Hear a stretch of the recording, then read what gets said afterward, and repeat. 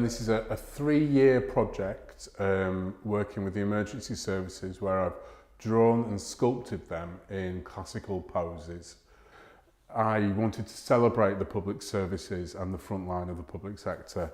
The association with classical sculpture was one that I saw them as heroes, and I think a lot of people feel like that. I've always enjoyed being a firefighter. It's been a great job, and I haven't really thought of myself as ever doing anything particularly heroic. But you know, even just within a mile from here, I rescued someone from a flat fire who was resuscitated successfully as well. So some people would say that was heroic, but I was just doing my job. They would relay narratives from their everyday experiences. So for example, in the drawing Louise, she cradles a baby, and for that particular drawing that we chose from a selection of photographs, Louise went through the scenario of rescuing the child from a car, a road traffic accident, checking that the child was okay, and then handing the child over to a paramedic.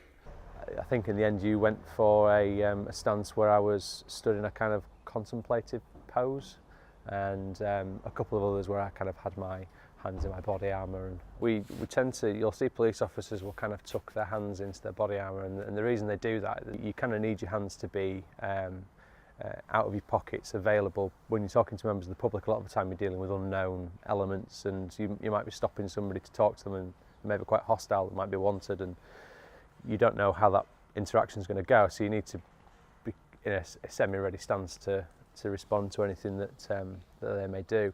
A hydraulic cutting tool for taking apart cars after car crashes.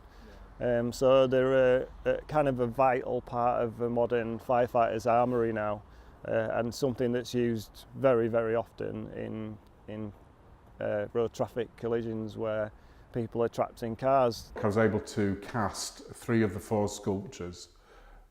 These included learning how to create out of clay a figure, which I've never done before, which was a very exciting process. Once I'd made the clay sculptures, I was able to take those into York College, and we used silicone mould, which was then cast in casting plaster.